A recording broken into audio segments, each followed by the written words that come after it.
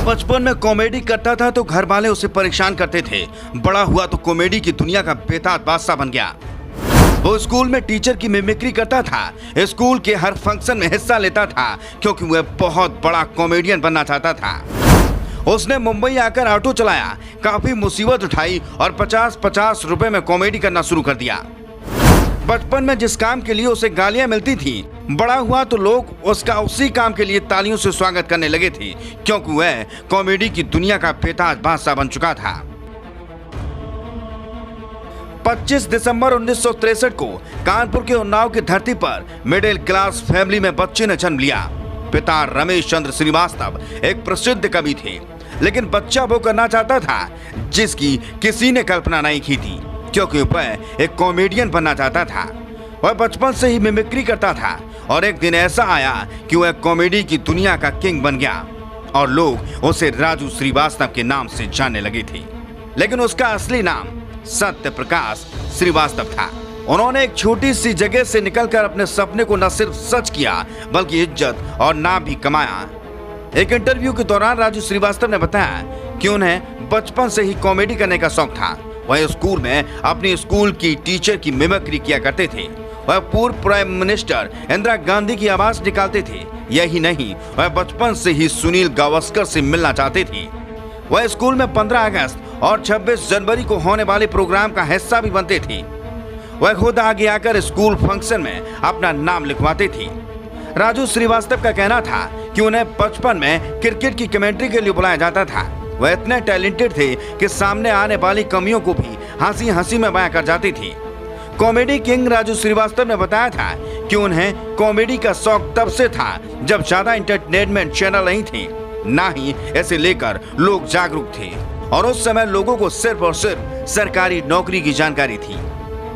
इसलिए अगर किसी के घर में कोई लड़का कॉमेडी करता था तो उसे काम नहीं माना जाता था। काम का मतलब सिर्फ सरकारी नौकरी थी। राजू श्रीवास्तव कहते थे कि कॉमेडी करना उनका पेशा था, लेकिन उनके काम से घर वाले बहुत परेशान थे क्योंकि श्रीवास्तव फैमिली में हर कोई पढ़ा लिखा और नौकरी करने वाला होता था। इसलिए परिवार को लगता था कि वह आगे चलकर क्या करेंगे।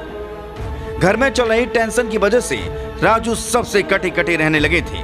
इसके बाद उन्होंने कॉमेडी शो को लेकर जानकारी निकालना शुरू कर दिया और उन्हें पता चला कि यह तो बहुत अच्छा काम है।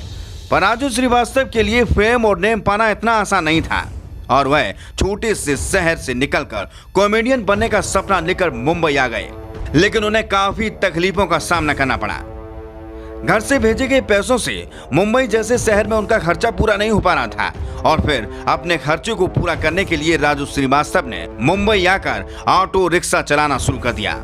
रिपोर्ट्स की माने तो ऑटो चलाते हुए अपना पहला फेम ऑटो में बैठी सवारियों की वजह से मिला था।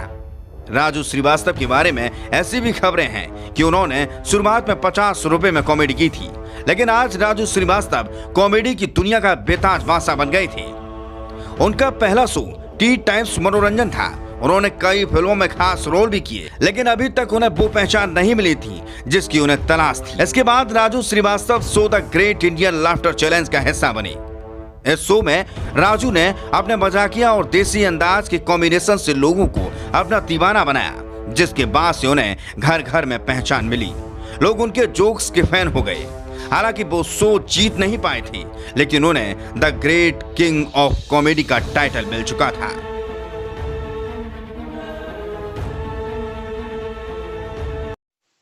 अगर आप हमसे जुड़ना चाहते हैं और हर क्षेत्र की खबर सबसे पहले पाना चाहते हैं तो सबसे पहले हमारे चैनल को लाइक, शेयर एंड सब्सक्राइब कीजिए। साथ ही बेल आइकन को दबाइए ताकि हमारी खबर की आने वाली हर नोटिफिकेशन आप तक सबसे पहले पहुंचे। नमस्कार।